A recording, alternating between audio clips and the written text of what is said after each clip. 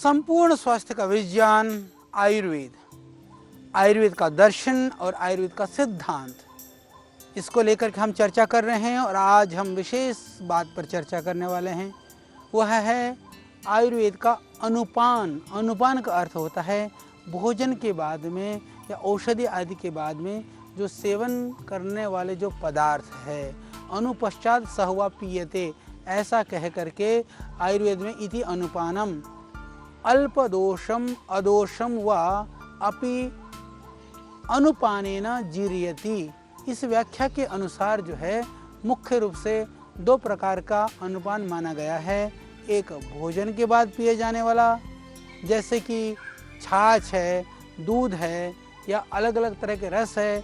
दूसरा जैसे औषधि के साथ लिए जाने वाला, जैसे कि जल है, मधु आदि हैं। तो इस तरह से आयुर्वेद में अनुपान को विशेष महत्व दिया गया है, यानी कि भोजन की सावधानी, किसके साथ में हितकारी संयोग है, क्या विरुद्ध संयोग है, इतनी ज़्यादा आप देखेंगे भोजन के विषय में, जीवन का जो हम आहार लेते हैं उसके विषय में जितनी वैज्ञानिकता के साथ में, जितना रहस्य के साथ में, जितनी गहराई के साथ में आयुर्वेद में वर्णन है। अद्भुत थे हमारे ऋषि, अद्भुत बातें ऋषियों ने बताई है। तो अनुपान कितनी गहरी बात है।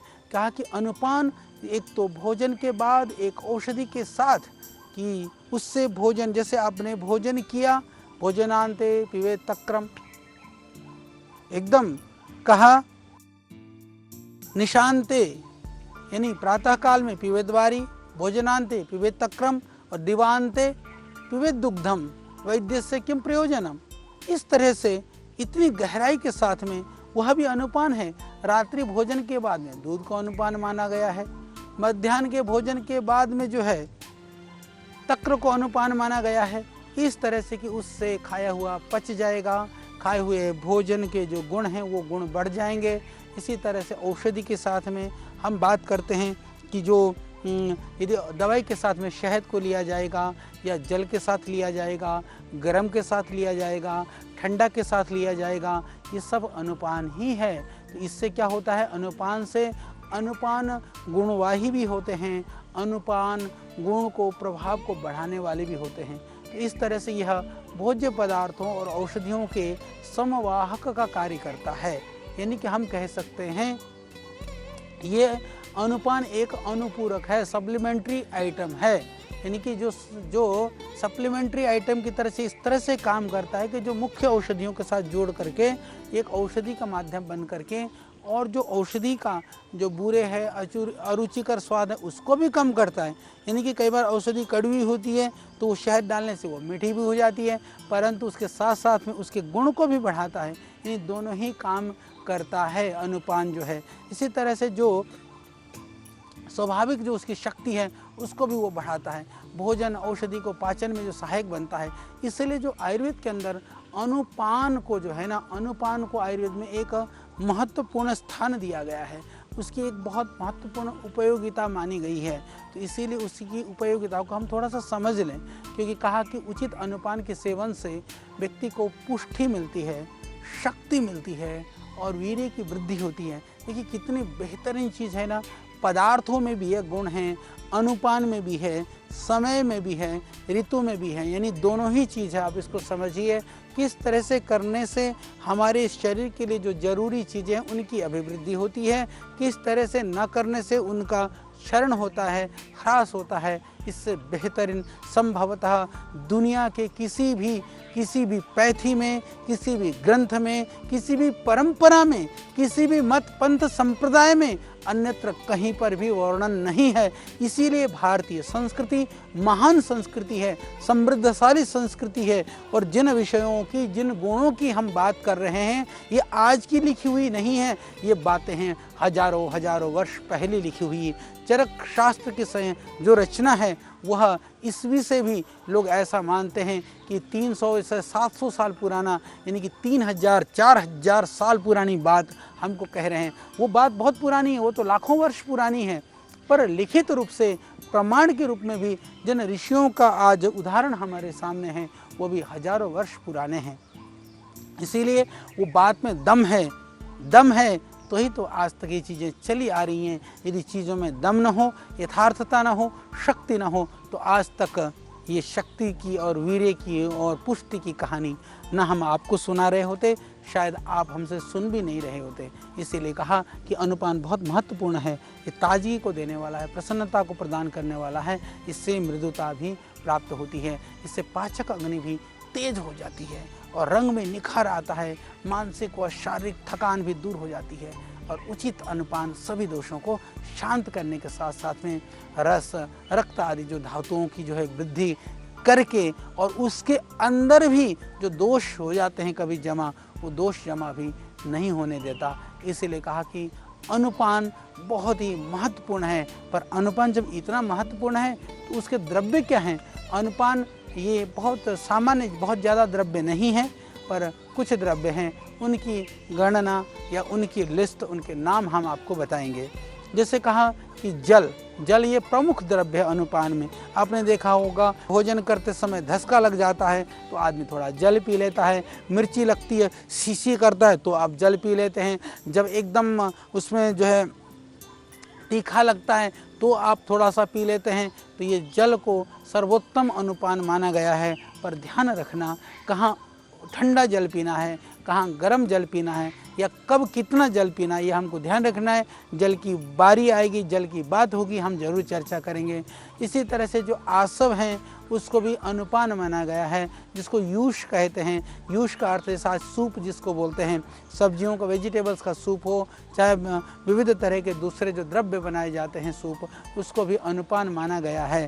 और कई फलों का रस भी, यानी कि विशेष करके खट्टे फलों के रस को भी, क्योंकि वो औषधियों के गुणों को, किसी चीज़ को बढ़ाने में, घटाने में वो सहयोग करते हैं।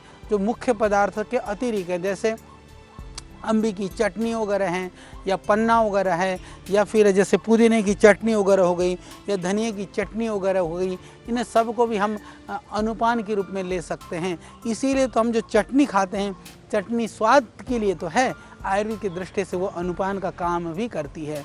इसी तरह से जो धान्याम्ल कहा गया, यानी कि जो अलग तरह के जौ से और राई से तैयार किया हुआ जो कांजी है या जो सिरका है, तो इसको भी ये माना गया है, ये सब हमारे लिए अनुपान का काम करते हैं। इसी तरह से दूध को भी अनुपान माना गया है। कई बार ध्यान रख लेना, कुछ अनुपान द्रव्य सहयोगी द्रव्य होते हैं, कभी कभी वो मुख्य द्रव्य भी अनुपान की तरह से भी काम करते हैं। जैसे दूध है, दूध आहार भी है, दूध अनुपान भी है। इसी तरह से फल आहार भी है, फल के रस और फल कई बार वो अनुपान का काम भी करते हैं। काढ़ा आदि ये अनुपान भी हैं, ये औषधि भी हैं, ये दोनों तरह से काम कर सकते हैं। इसीलिए जब अनुपान का चयन करते समय, यानी कि जब आप किसी पदार्थ का भक्षण कर रहे हैं, किसी औषधि का सेवन कर रहे हैं, तो उस समय अनुपान का जो चुनाव करते समय जरूर ये ध्यान रख लेना, उसमें उसका क्या गुण है, यानी कि पदार्थ का क्या गुण है और रोगी की क्या प्रकृति है, दोष की क्या स्थिति है। पदार्थ का गुण, रोगी की स्थिति, दोनों को मिला करके ही आप अनुपान का चयन कर सकते हैं। यदि इसमें आपने गड़बड़ी करी तो गड़बड़ हो जाएगा, ये थोड़ा सा ध्यान रख लीजिएगा। तो आयु है, रोग की दशा है, और समय भी देख लें कि किस समय पर कैसे क्या देना चाहिए। इसको उचित मात्रा में आपको सेवन करना चाहिए। यदि आप उचित मात्रा में इसका प्रयोग करते हैं तो निश्चित जानिए कि भोजन का पाचन होगा, औषधि का पाचन होगा, रोग से निवृत्ति होगी। निवृत्ति होने के साथ साथ में आपका जो पुष्टि, तुष्टि, संतुष्टि, इसकी भी प्राप्ति होगी। यदि आपने ध्यान नहीं दिया, यदि ज़बरदस्ती कर लिया, खाने के साथ में ज़्यादा पानी, सामान्य तो बात है, पानी कोई बड़ी चीज़ तो नहीं, खाना खाते समय ज़्यादा पानी पिला दिया, इंडाइजेशन हो जाएगा, पेट भारी हो जाएगा। गर्मी का मौसम है, गर्म पानी ठोक के पिला दिया, गर्मी बढ़ लग जाएगी, पित्त बढ़ जाएगा। सर्दी का मौसम है, आपने ठोक कर ठंडा पानी पिला दिया तो कफ, खांसी, सर्दी, जुकाम हो जाएगा। ये अनुपान का इस तरह की अधिक मात्रा में या बिना बुद्धि के पूर्वक लेने से ये भी नुकसान कर जाते हैं। बात तो छोटी सी है, पर ये बात बहुत महत्वपूर्ण है। इसलिए कहा कि अधिक मात्रा में लेने से, असमय में लेने से, बुद्धि का प्रयोग न कर करके ऐसी बिना केयरलेस होकर के करने से ये भी दोषों को बढ़ा देते हैं। और या बहुत कम ले लें तो ये काम ही नहीं करते। अब पानी की ज़रूरत है, गले में भोजन अटक रहा है, आप कहे कि चलो इसको 2 घूंट पानी पिला दो, पता चला कि वो अटका वो भोजन नीचे गया ही नहीं, तो अनुपान का काम कहाँ करेगा, वो तो कुछ करेगा नहीं। फिर आपने कहा चलो इसको पिला दो, ठोक दो 2 गिलास पानी, जाएगा पेट में जा करके गुड़गुड़ करेगा, पेट में भारीपन करेगा। तो ये सामान्य सी बात है, समझने की बात है। ज़्यादा कोई बहुत बड़ा साइंस बहुत बड़ा है, पर समझने के लिए थोड़ी सी बुद्धि चाहिए। तो ऐसा साइंस जिसको जो बात तो बड़ी हो, समझने के लिए थोड़ी सी सावधानी और थोड़ी सी सजगता हो, तो ऐसी बात तो ऋषि लोग ही बता सकते हैं। इसीलिए ऋषि दयानंद कहते हैं, महर्षि स्वामी दयानंद सत्तार्थ प्रकाश में लिखते हैं कि बोले जो ऋषि लोग ऐसे होते हैं कि जो थोड़ी सी बात कह देते हैं पर उसका अर्थ बहुत बड़ा होता है, उसका महत लाभ होता है। पर जो सांसारिक लोग होते हैं, जो ऋषि लोग नहीं होते हैं, वो बात बहुत सारी बातों को भी कह देते हैं, उसमें सार कुछ भी नहीं रहता है। तो ये ऋषि बात की हम बात कर रहे हैं, तो ऋषियों की शैली में ऋषि बात को आप तक पहुंचाने का प्रयास कर रहे हैं। तो इसलिए बोला कि कम मात्रा में भी कोई जो है आपकी जितने भी जो काम वो नहीं करेगा। अनुपान जो है इसके लिए क्या कहा कि आप कोमल जो इसके लिए पाचन ठीक से हो पाए, इस प्रकार से रोग उत्पन्न न हो, ये ध्यान रखते हुए अलग अलग विशेष अवस्था में जो अनुपान है उनको लेना चाहिए। कुछ कुछ अवस्था में कुछ अनुपान का विधान नहीं है, यानी कि निषेध है, जैसे आपको ध्यान रखना लेना चाहिए। जैसे खांसी हो रही हो, दमा हो रहा हो, छाती वगैरह में घाव हो, ज़्यादा लार शराब हो रहा हो, और सर की, गले की, गर्दन की बीमारी आदि पर कहा कि ये कई तरह के जो अनुपान है, शीतल जल है, पेय है, इन सब को लेने के लिए निषेध किया गया है। और आयुर्वेद में इतना ही नहीं, ये तो सामान्य निर्देश हो गया। अब हम कुछ विशेष चीज़ों की बात करने का प्रयास करते हैं। आयुर्वेद के अंदर कहा कि विशेष द्रव्यों के साथ में, विशेष पदार्थों के साथ में कुछ विशेष अनुपान लेना चाहिए। जैसे कि कहा कि रोग विशेष में किस तरह के कौन से भोज्य पदार्थों के साथ में क्या लेना चाहिए। कहा कि जैसे कफ बढ़ रहा हो तो बड़े रूखे चीज़ खाइए, गर्म चीज़ से बने हुए पेय पदार्थ ले लो। जैसे रूखे और गर्म क्या है, कफ बढ़ रहा है, रूखा चना खा लो, भुने हुए चना, खटाखट एकदम लाभ हो जाएगा। और आप खटाखट अदरक डाल करके, तुलसी डाल कर चाय बना करके पी लो, खटाखट काम कर जाएगा। तो कितना साधारण बात और कितना बड़ा महत लाभ है। कफ का प्रकोप है, बोले रुक्ष और गर्म चीज़ों का सेवन करिए। और बोले वात का प्रकोप है, बोले क्या करो, स्निग्ध और गर्म पदार्थ का सेवन करिए। तो वात की वृद्धि हो रखी है, तो आप वात के लिए जैसे स्निग्ध पदार्थ, आप औषधि द्रव्यों को घी में पका करके आप सेवन करिए। घी में आप सौंठ पका करके ले लीजिए, या फिर आप गरम जैसे जो जिसके अंदर सौंठ, पीपल, काली मिर्च, अश्वगंधा, इस तरह के द्रव्यों का सेवन कर लीजिए, तो तुरंत वात का शमन हो जाएगा। उसको बहुत ही लाभकारी माना गया है। इसी तरह से जो पित्त का प्रकोप होता है तो क्या करें, बोले मधुर और शीतल पदार्थ का सेवन करिए। शीतल जल पीजिए, एसिडिटी बन रही है, तुरंत आराम हो जाएगा। मधुर में आप मुनक्का खाइए, तुरंत आराम हो जाएगा। मुलेठी का काढ़ा बना करके पी लीजिए, तुरंत आराम हो जाएगा। कितनी सहज, सरल और वैज्ञानिक बातें हैं। और इसके साथ में कहा कि यदि आपने व्रत किया है, उपवास किया है, शारीरिक श्रम किया है, ज़्यादा बोलने से, चलने से कमजोरी हो गई हो, तो कहा कि तुरंत ताकत देने के लिए कहा कि आप दूध लीजिए, दूध में घी डाल कर ले लीजिए, तुरंत उसमें शहद डाल करके ले लीजिए। तो ये कहा कि ये सद्य जो है, यह शक्ति को उत्पन्न करने वाले लोग हैं, ये द्रव्य हैं, ये सद्य, इससे आपको शक्ति और इससे स्फूर्ति की प्राप्ति होगी। इसी तरह से मद्य सेवन आदि, जैसे हमने कहा कि मद्य सेवनीय द्रव्य तो नहीं है। यदि आप करते हैं, किसी को मोटापा है, निंद्रा तंद्रा है, सुस्ती है, चक्कर है, थकावट है, उसके लिए कहा कि ऐसी स्थिति में नींबू मिला करके पानी पिला दो, या थोड़ा सा शहद नींबू मिला करके पानी पिला दो, गुनगुना जल पिला दो, उससे एकदम लाभ हो जाएगा। और यदि जो प्रतिकूल भोजन असात्म वाले यदि आपने खाना खाया है, तो कहा कि थोड़ा सा बाद में दूध पीने से, कई बार आपने देखा होगा गलत खा लिया, यदि बेचैनी हो रही है, थोड़ा दूध मिला दें, उसमें थोड़ा सौंठ मिला करके पिला दें, उससे थोड़ा सा रिलैक्स हो जाता है। और रक्तपित्त, जब बॉडी में से ब्लड का निकलना, रक्तस्राव हो रहा हो, या शरीर के अंदर से बहुत ज़्यादा रक्त क्षय हो गया हो, तो कहा कि उस समय पर आप दूध पिला दीजिए, गन्ने का रस पिला दीजिए, उससे आपको तुरंत लाभ हो जाएगा। और कहा कि यदि विषैला कोई प्रभाव यदि दिख रहा हो, किसी तरह से स्किन वगैरह पे कोई प्रॉब्लम दिख रही हो, तो उस समय पर हरड़ बहुत बढ़िया काम करता है। और स्निग्ध पदार्थ के रूप में घी, तेल है, इसको पिला दीजिए, जहरीली चीज़ों में भी वो लाभकारी होता है। और इतना ही नहीं, बाहर यदि तेल में थोड़ा कपूर मिला करके लगा दें तो स्किन की प्रॉब्लम भी ठीक हो जाती है। तो इसी तरह से कहा साली चावल है, मूंग है, इससे बने हुए पदार्थ खिलाने से जो शरीर में जो विषैले प्रभाव है उनको भी रोका जा सकता है, बहुत ही बेहतरीन माना गया है। इसी तरह से उड़द के से ये उड़द के साथ जो हितकारी पदार्थों के अंदर कहा कि दही है, दही से बनी हुई चीज़ें हैं, कांजी है, पीठी है, पीठी से बने हुए पदार्थ हैं, तेल है, यूश है, ये सब चीज़ों का सेवन के लिए कहा गया है।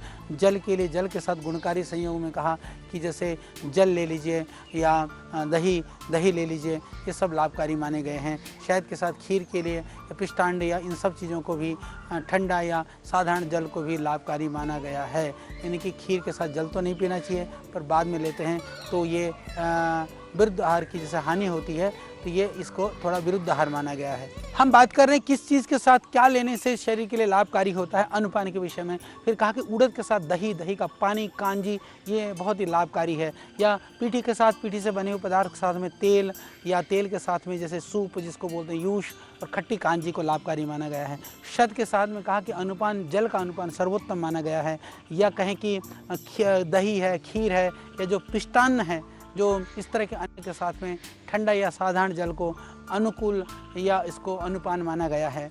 और हितकारी संयोग के उदाहरण के जिस प्रकार विरुद्ध आहार के सेवन से हानि होती है, उसी प्रकार से कुछ ऐसे, यानी कि हितकारी संयोग के कुछ उदाहरण मैं आपको बताने जा रहा हूँ कि उस उदाहरण को आप समझिए। जिस तरह से विरुद्ध आहार के सेवन से हानि हो जाती है, उसी प्रकार कुछ ऐसे खाद्य पदार्थ भी हैं जिनको मिला करके खाने से लाभ हो जाता है। तो ये आपके लिए अच्छा लगेगा, क्योंकि विरुद्ध आहार में तो कभी डर भी लगता है, हितकारी आप जरूर जानना चाहेंगे। तो हम उसकी चर्चा करते हैं। कुछ हम इसकी पहले चर्चा कर चुके हैं, यदि कुछ रिपीट हो जाए तो आपको ज़्यादा लाभ हो जाएगा। जैसे मैं आपको बताना चाहता हूँ, जैसे उड़द की दाल है, उड़द की दाल के साथ जो हितकारी संयोग है वो क्या है कि उड़द जल्दी पच जाए, तक्र है, खांड है, यानी कि उड़द की दाल की रोटी खाएं, मिस्सी रोटी हो या चने की रोटी हो, और चना और गेहूं का रोटी, मिस्सी रोटी के साथ में उड़द की दाल के साथ आप पिएं, छाछ और साथ में हो गुड़। ये अद्भुत संयोग माना गया है, आयुर्वेद में इसको बहुत ही लाभकारी माना गया है। इसी तरह से चना है, चना यदि आप मान लीजिए कि चने के साथ में आप खाते हैं मूली, चने को आप कच्चे चने के अंदर मूली काटिए, मूली काट करके जो स्प्राउट के अंदर आप थोड़ा नमक मिलाइए, खाइए, लाभकारी है। यदि चना भुने हुए भी खा रहे हैं, साथ में आप मूली चबा चबा कर खाइए, अद्भुत काम करेगा। चने के साथ मूली, आयुर्वेद कहता है ये आपको देगा, आपका करेगा कल्याण, तो ये आपके लिए लाभकारी है, इसको आप बिल्कुल मत भूलिएगा। मूंग को एक अद्भुत बात कही गई है। अब मूंग के साथ जो बहुत ही लाभकारी माना गया है वो आंवला है। और आज एक रहस्य की बात बता देता हूँ, मेरी माताएं बहनें इसको सुन रही हों तो आप यदि मूंग की दाल पका रहे हों, थोड़े से आंवले को, कच्चा आंवला भी हो, 2-4 टुकड़े मूंग के दाल में डाल कर आप पकाइए, फिर आप देखिए मूंग की दाल का स्वाद एकदम अद्भुत स्वाद बन जाता है। और ये अद्भुत प्रयोग है। शायद मूंग की दाल में आंवला बहुत कम लोग डालते हैं, आज के बाद आप ज़रूर डालना, ये बहुत स्वादिष्ट बनता है। इसके अलावा मूंग की दाल के साथ में आप रोटी खाइए, रोटी के साथ में आंवले की चटनी भी खाइए, या मूंग यदि आप अंकुरित कर करके खाते हैं तो साथ साथ में आप आंवले का भी सेवन कर सकते हैं। इसको बहुत ही हितकारी और लाभकारी माना गया है, तो इसको आप ले सकते हैं। अरहर की जो दाल है, अरहर के दाल के लिए कहा कि लाभकारी संयोग ये माना गया है कि कांजी जो है बहुत अद्भुत माना गया है। तो अरहर की दाल और भोजन कर रहे हैं तो बाद में आप कांजी पी सकते हैं। कांजी का संयोग अरहर की दाल के गुणों को बढ़ाएगा, ये आपके लिए बहुत ही लाभ देगा, शरीर को तुष्टि, पुष्टि, संतुष्टि प्रदान करेगा। और गेहूं के लिए कहा कि गेहूं के साथ लाभकारी संयोग क्या है, बोला गेहूं के साथ ककड़ी है, गेहूं की रोटी खा रहे हैं तो ककड़ी खा सकते हैं, या ककड़ी का और तो ज़्यादा तो नहीं, पर गेहूं के साथ मक्के का संयोग को बहुत हितकारी माना गया है। गेहूं के आटे में थोड़ा मक्का मिला दे, मक्का मिला करके रोटी बना करके खाएं तो ये आपको बहुत ही लाभ देगा, क्योंकि मक्का थोड़ा भारी होता है, गेहूँ भी थोड़ा सा कई बार वायु करता है। तो गेहूं और मक्का का मिला करके यदि आप सेवन करते हैं तो ये आपके लिए लाभकारी सिद्ध होगा। इससे आपकी सेहत के साथ में आपको स्वाद की भी प्राप्ति होगी। तो ज़रूर आप गेहूं और मक्के का आटा मिला करके, चाहे तो थोड़ा सा उसमें चने का आटा भी मिला सकते हैं। ये आयुर्वेद की दृष्टि से बहुत ही लाभकारी माना गया है। हम बात कर रहे थे हितकारी संयोग की बात, कि किस द्रव्य के साथ में क्या लेने से, क्या अनुपान से वो हितकारी होता है। तो गेहूँ के साथ में यदि आप थोड़ा ककड़ी का सेवन करते हो हितकारी है। यदि गेहूँ के साथ में आप मक्के का भी सेवन करते हैं तो वह भी लाभकारी है, उसमें हानिकारक नहीं है। पर मक्के के साथ यदि आप अजवाइन ले लेते हैं तो वो कहा कि बहुत ही जो वायु कारक द्रव्य मक्के का जो असर है वो समाप्त हो जाता है। तो यदि आप मक्के का दलिया बना रहे हैं, मक्के की खिचड़ी बना रहे हैं या मक्का भून करके भी खा रहे हैं तो थोड़ा सा अजवाइन भून करके, थोड़ा सा नमक डाल करके, मसाला डाल कर थोड़ा उसमें बुरक देना। और या मक्का भुट्टा भून करके भी खा रहे हो तो भी आप उसमें अजवाइन को थोड़ा भून करके नींबू के साथ में, नमक के साथ में उसको लगा देते हैं तो आयुर्वेद की दृष्टि से वो बहुत बेहतरीन संयोग माना गया है। खिचड़ी हम सबको बहुत पसंद है। खिचड़ी के लिए कहा गया कि सेंधा नमक जो है उसके लिए बहुत ही लाभकारी है। खिचड़ी खानी हो तो सेंधा नमक डाल करके खाइए, वो आपके पाचन शक्ति को बढ़ाएगा, शक्ति को प्रदान करेगा, स्वाद को भी बढ़ाएगा। पिस्तान यानी गेहूं आदि आटे से बने हुए पदार्थ, इससे जो भी बड़े आदि हैं उसके लिए कहा कि ठंडे जल से ले लें। तो बड़ा आप देखा होगा कि जब बड़ा बनाया जाता है तो उसको ठंडे जल के साथ में इसका जो संयोग है उसको बहुत उत्तम माना गया है। और साथ साथ में कहा कि औषधि के रूप में इस तरह के ठंडे जल के साथ में शोधित नीम आदि से शोधित, उसकी जड़ से शोधित द्रव्यों को भी उत्तम माना गया है। दूध का हितकारी जो संयोग है वो कहा गया है कि दूध का, मूंग का जो जूस है, सूप है, क्योंकि नमक के साथ दूध नहीं लेना चाहिए पर मूंग के साथ दूध लेने का विधान है, इसलिए ध्यान रखिए। मूंग की दाल की खिचड़ी बनाएं या मूंग की दाल की खीर बना करके खाएं। मैं एक तरह से कहूँगा मूंग का खीर जो है वो दूध के साथ लेने से वो शरीर के लिए बहुत ही लाभकारी है। बीमार हैं तो मूंग की खिचड़ी आप खिलाते हैं, बीमार हैं तो मूंग की दाल पिलाते हैं। मैं कहूँगा बीमार हैं तो थोड़ी सी मूंग की खीर भी बना कर खिलाइए, आयुर्वेद की दृष्टि से लाभकारी है। का घी के लिए जो जमीरी नींबू है वो लाभकारी होता है। जब आपने दाल में घी डाला तो थोड़ा सा नींबू डाल दीजिए, फिर खाइए, तो स्वाद को भी बढ़ाएगा, सेहत को भी बढ़ाएगा, आपको आनंद प्रदान करेगा। आम के लिए कहा कि आम को किसके साथ खाना चाहिए? दूध के साथ में, पर ध्यान रहे आम मैंगो शेक बनाने के पीने का आयुर्वेद में निषेध है। तो हम क्या करें? आम को खाएं और दूध ऊपर से पिएं। इसी तरह से केले के साथ घी का संयोग बहुत ही लाभकारी कहा गया है, परंतु केले को आप घी में डाल करके उसको पेस्ट बना करके भी खा सकते हैं, वो लाभकारी है। पर ध्यान रहे गलती से भी दूध को बनाना शेक बना कर नहीं पीना है। यदि आपको केला खाना है तो आप केले को घी में मसलिए, उसको खाइए, थोड़ा सा उसमें शहद भी डाल दीजिए। वैसे केला अपने आप में मीठा होता है, दूध बाद में पीजिए, फिर देखिए सेहत और ताकत का ये खजाना है। इससे आप हृष्ट पुष्ट हो जाएंगे, सेहत बढ़ेगा, वजन बढ़ेगा। जो दुबले पतले भाई बहन है उनके लिए अद्भुत है। इसी तरह से कहा कि नारंगी यदि आप लेते हैं तो गुड़ है, नींबू है, उसके साथ में वो लाभकारी है। हालांकि नारंगी अपने आप में ही बहुत ही हितकारी है। इसके साथ में जमीरी नींबू के लिए हितकारी कहा नमक। यदि आप नमक नींबू के साथ लेते हैं तो ज़रूर आप नींबू का पानी पीते हैं, थोड़ा नमक डाल दीजिए। यदि आप नींबू चाटते हैं थोड़ा सा नमक ले लीजिए, तो वो बहुत लाभकारी माना गया है। और जो अंगूर है, किशमिश है, अखरोट है, जो ड्राई फ्रूट्स हैं, उनके साथ जो लाभकारी संयोग माना गया है। मैं आज एक रहस्य की बात आपको बताना चाहता हूँ। यदि आप ड्राई फ्रूट्स खाते हैं, आप भिगो करके घोट करके बादाम पीते हैं, ज़रूर कुछ लौंग उसमें डाल दीजिएगा, क्योंकि आयुर्वेद कहता है कि जितने भी ड्राई फ्रूट्स आप खाते हैं उसमें थोड़े से 2-3 दाना लौंग मिला करके पीस लेंगे तो वह ज़्यादा लाभकारी होगा, उसका पाचन होगा, उस शरीर को लाभ देगा, ज़्यादा गुणकारी होगा, क्योंकि यह हितकारी संयोग है। ड्राई फ्रूट्स के साथ में भूलना मत, लौंग बहुत ज़रूरी है। और आलू के लिए कहा कि आलू के लिए जो तंडुल उदक है, चावल का पानी है, बोलते हैं वो हितकारी है। परंतु जो सूरन है ना, जिमीकंद है, जिमीकंद को यदि आप गुड़ के साथ लेते हैं तो वो लाभकारी माना गया है। तो मिश्री जो है, मिश्री के लिए लाभकारी माना गया है। सौंठ डालिए, मिश्री का पानी पीजिए, मिश्री के साथ में अदरक का सेवन आप करिए, और गुड़ के साथ सौंठ ले लीजिए और गन्ने का रस पीजिए। गन्ने का रस में अदरक डाल करके पीजिए, बहुत ही लाभकारी है। गन्ने के साथ साथ में बाकी जितने भी जो द्रव्य हैं, लाभकारी जो द्रव्य हैं, इनके विषय में हमने चर्चा की। तो आप इसको आप समझ गए होंगे, कुछ नई जानकारियाँ, नई बातें आपको मिली होंगी। तो मेरा निवेदन है, इनका प्रयोग करिए, पालन करिए। हितकारी संयोगों की हमने बात करी, अहितकारी द्रव्यों की बात करी, किसके साथ किस द्रव्य का गुण बढ़ता है, हमने इसकी बात करी। तो आपको बहुत सारी जानकारी देने का हमारा यह प्रयास निरंतर चलता रहेगा। आप हमारे साथ जुड़े रहिएगा। तब तक के लिए, कल तक के लिए, आगे तक के लिए, अगले जो हमारा एपिसोड आएगा तब तक के लिए आप हमको दीजिए विदा। आपको मेरा नमन, प्रणाम, ओम।